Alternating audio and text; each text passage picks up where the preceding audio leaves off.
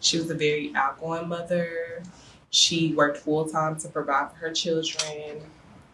She just did your normal everyday stuff. We like to travel, but she was taking her kids to school that morning.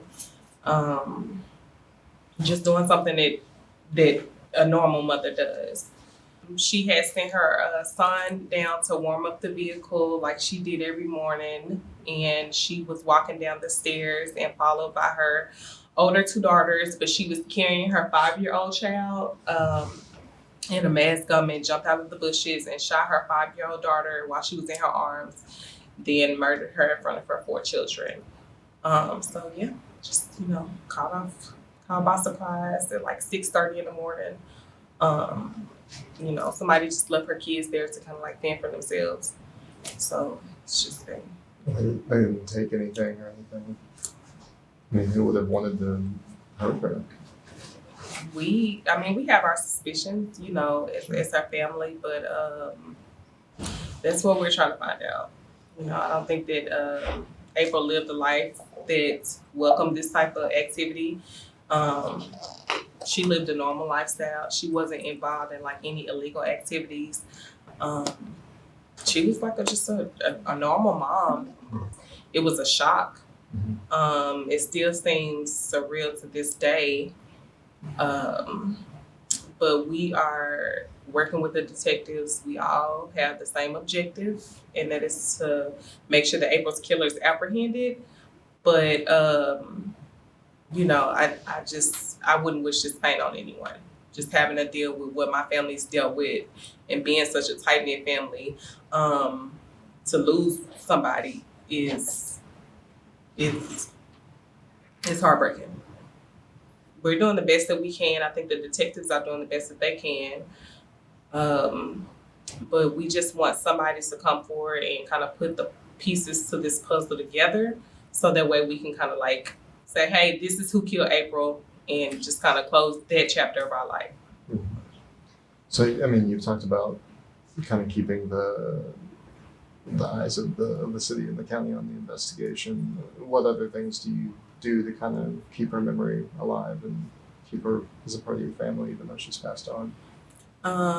We speak about her all the time to her children. We want to make sure that they don't forget her.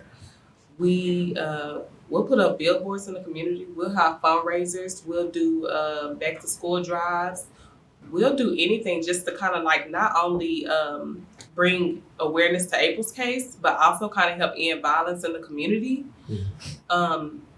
This is almost the new normal, not necessarily April's case, but just violence in Little Rock or North Little Rock, or just violence in the world today. And I think that if people understood what they were doing when they commit actions like these, maybe there would be less violence in the community. It's been 5 years. For us, it was yesterday. It's like time has stopped. We still get up and we go to work and we function, but it's like time has stopped. And I don't think that society realizes the impact when you actually take someone's life. April's life wasn't just taken that day. Our life will never be the same. Her children's life will never be the same. I was telling Sergeant Mims, it's like I think about her all the time. I can't sleep. I can't really eat. I have to have justice for my child. I have to know why someone killed my child, and I want justice served for my child. And as I said previously, at this point, I'm angry. At this point, I'm tired and I'm mad. Somebody knows something out there. So if you know something, say something. It just takes one person, that one person to come forward. And if we have to do this for the next 5 years, and I pray that we don't, we'll be here for the next 5 years doing it. I'm not giving up. I'm just not. And like I said, I'm angry, I'm mad, I'm tired, and I want to know what happened to my child. And I will not stop until I find out. So if we got to do this thing every year, Every day we'll do it until I find justice, but somebody knows something. It just takes that one person to come forward. And like I said, I'm not asking anymore at this point. I'm begging for someone to come forward and give us that one lead that we need to solve this case. Thank you. Be all right if I got